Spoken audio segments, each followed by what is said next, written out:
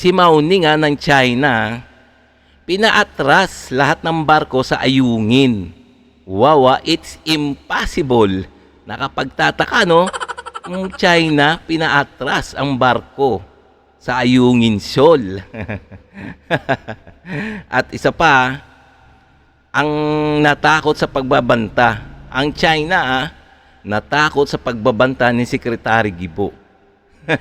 Nakapagtataka na naman. Kasi nga, ito si Secretary Guibo, in-interview nung nakarang araw, no, na isang American journalist na matapang niyang sinabi. Meron siyang matapang na sinabi. So, ito ang abangan nyo, ha. Kung bago ka pa lang sa aking channel, please, like and subscribe na lang muna sa ating YouTube channel bago tayo mag-umpisa. Okay? Then, also, please, like and subscribe sa ating YouTube channel. And also, please, pakisubscribe kay Melbs Castle. So, itong video na to, sa kanya to. So, bibigyan lang natin ng reaction to, ng video reaction. So, komentaryo, suggestion, criticism. Pwede rin naman kayo magbigay ng mga komentaryo dyan tungkol sa kung ano yung mga nasa loobin nyo, no? Kasi ito, ito mainit na balita to tungkol sa atin, no? Sa ating bansa, sa ating teritoryo, sa West Philippine Sea. Okay, no? So, please, pakisubscribe kay Melbs Castle. Okay, umpisa na natin, no? Umpisa na natin kung bakit ba natakot tong mga Chekwa na to, no? If China were to take the Sierra Madre, that is a clear act of war on a Philippine vessel, we'll react. And naturally, we would expect it. Yan ang direktang pagbabanta ni Secretary Guibo sa China. Matapos niyan, wala nang sago pa ang nangyari sa Ayungin Shoal. July 5 pa yun. Teka, yun ini-interview si Secretary Guibo nun Talagang sinabi niyang, matapang niyang sinabi doon sa American journalist na is act of war pag sumampa na yung mga Chekwa doon sa BRP Sierra Madre doon sa Ayungin. Yung pinakahuling flash na may naputulan pa ng daliri. Pero ngayon, matagumpay na namang nakapag-resupply mission ulit ang AFP sa BRP Sierra Madre nang walang pangaharas ng China Coast Guard. Pagigiit kasi ng Chinese Foreign Ministry, pinayagan daw ng China ang AFP mag-resupply mission doon na agad nang pinadagan ng PCG sabay sabing napakasin. Ayan na naman, gumawa na naman mga kasinungalingan tong mga Chekwa na to, no?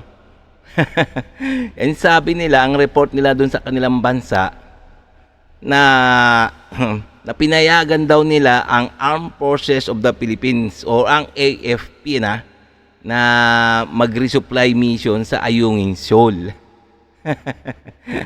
Pero ang totoo niyan, natakot talaga sila dun sa pagbabanta ni Secretary Guibo. Sinungaling mo talaga, Mao Ning.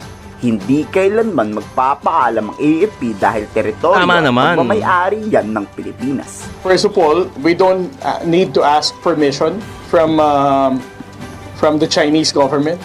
As far as the Philippine government is concerned, Ayungin Shoal falls within the exclusive economic zone of our country. Natanong naman si Defense Secretary Guibo na pag inakyat talaga yan ng China, sa tingin nyo tutulong ang Amerika?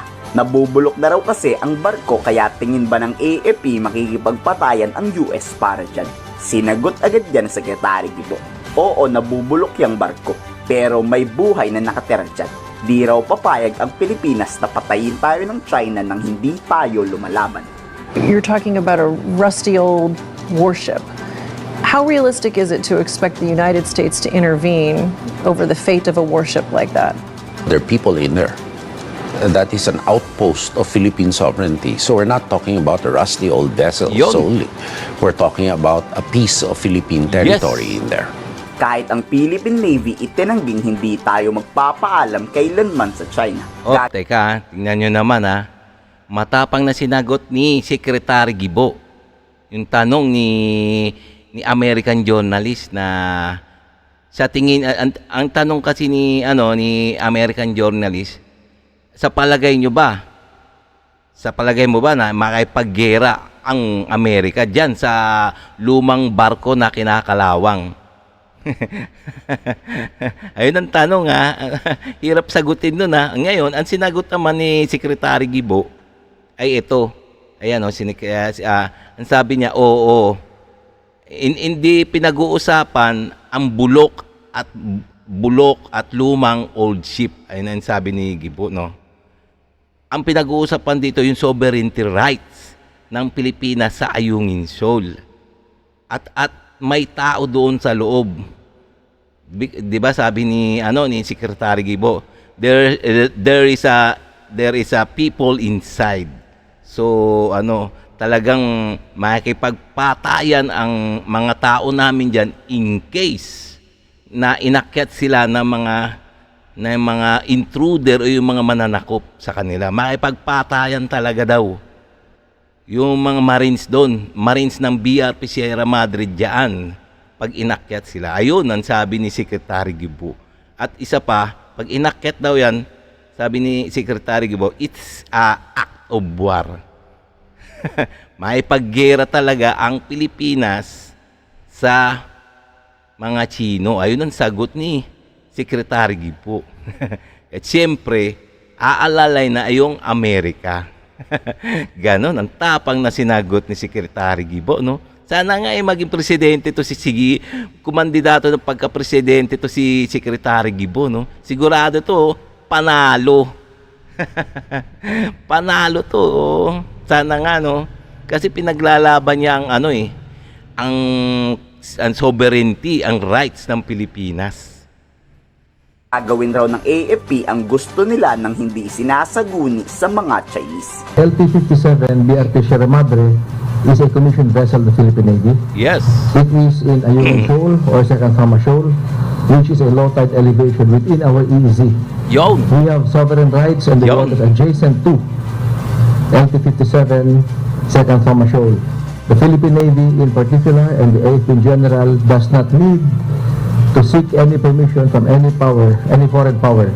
We could sail and fly in support of our constitutional mandate. Sa kabila ng matagumpay Yan sabi ni Philippine Navy hindi tayo magpapaalam kahit kanino kasi nga ang teritoryo ng Ayungin, ang West Philippine Sea within 200 nautical miles ay atin. So walang dapat ipagpaalam diyan pagpapasok tayo. Ayun ang sabi ni ni Philippine Navy. Sino ba yun? Commodore ba yun?